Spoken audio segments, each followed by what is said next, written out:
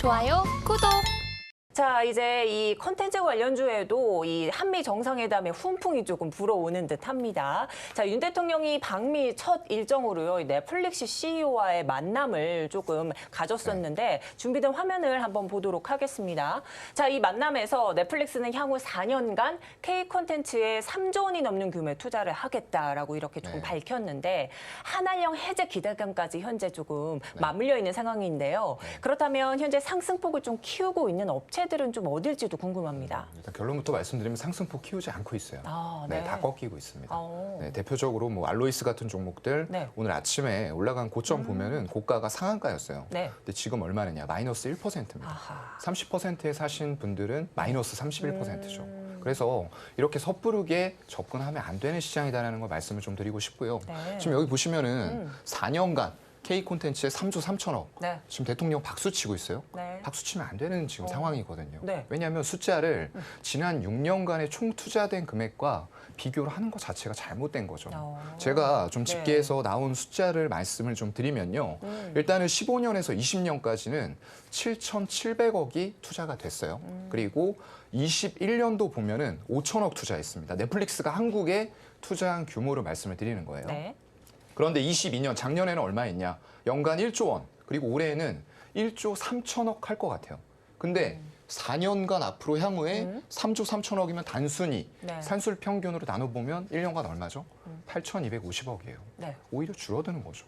그렇기 때문에 지금 시장이 안 좋아서 주가가 꺾이는 요인들도 있지만 연간으로 따져보면 지난 6년간으로 뉴스에서는 뭉뚱그려서 보내는데 그렇게 하면 안 된다는 거죠. 적절하게 연간으로 얼마씩 투자하다가 지금 나온 4년에 대한 건 연간으로 나눠보니까 얼마다라는 걸 정확하게 투자자들한테 인지를 시켜줘야지 그걸 뭉뚱그려서 내보내면 당연히 지난 6년간보다는 많아요. 근데 솔직히 연간으로 들여다보면 그게 아니라는 거죠. 그런 실망감이 오늘 주가에 반영이 됐을 수도 있겠다라는 생각이 들기도 합니다. 네, 이 기대감으로 콘텐츠 관련주들이 좀 상승세를 보이지 않을까 조금 내심 이렇게 좀 예상을 하셨던 분들도 많으실 텐데 오늘 장이 조금 안 좋은지 그 영향으로 좀 콘텐츠들도 낙폭을 조금 보이고 있는 상황입니다. 또한 넷플릭스가 이 투자 결정을 한 데 대해서 이 전반 전체 금액으로 따졌을 때는 좀 큰 규모지만 연간으로 됐을 땐 좀 줄어든 수치다 이렇게 조금 살펴주셨습니다. 자, 그런가 하면요, 넷플릭스는 앞으로 작품 제작을 넘어서요, 이 특수 효과나 뭐 후반 작업까지 그야말로 콘텐츠 제작 전반을 아우르는 기업과 함께 가겠다 이렇게 좀 밝혔는데 그렇다면 관련해서 좀 어떤 섹터에 관심을 좀 더 기울여 봐야 될까요? 네, 아무래도 지금 후반 쪽에 포진한 기업과 함께 성장을 하겠다라고 얘기를 했어요. 근데 이제 앞으로 우리의 높아진 눈높이, 작품들이 양질로 나오다 보니까 여기에서 더 발전되지 않으면 사실상 시청자들은 외면합니다. 그만큼 정기 구독하는 고객 수가 떨어져 나갈 수도 있다라는 위기감에 봉착을 해 있는 거예요. 그런 상황에서 결국에는 시각적인 효과가 더 들어가야 될 수밖에 없다라고 생각을 해요. 그런 관점이면은 VFX와 관련된 업체들에 좀 주목을 해야 되지 않을까라고 생각을 하고요.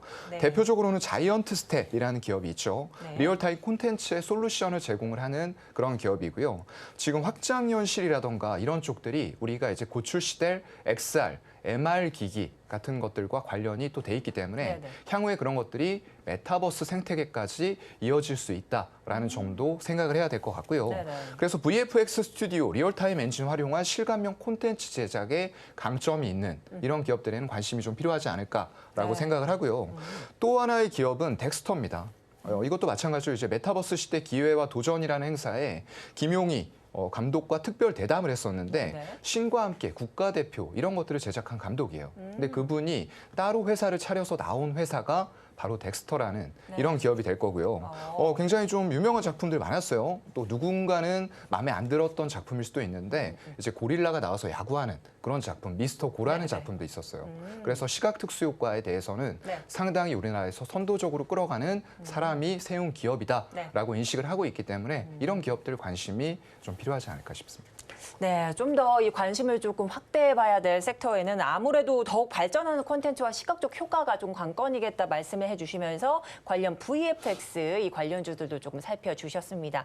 자, 한편 흥행작들이 줄을 이었지만 넷플릭스는 좀 아쉬운 1분기 실적을 발표했습니다. 준비된 화면 보시면 이렇게 조금 2023년 1분기가 조금 줄어든 실적으로 발표가 됐는데 이 2분기 실적도 좀 마찬가지로 예상이 되고 있는 상황입니다. 다만 이 증권가에서는요, 이 하반기가 지나야 넷플릭스 수익성 개선이 좀 나타날 거라고 조금 예상을 하고 있는 상황 속에 있는데요.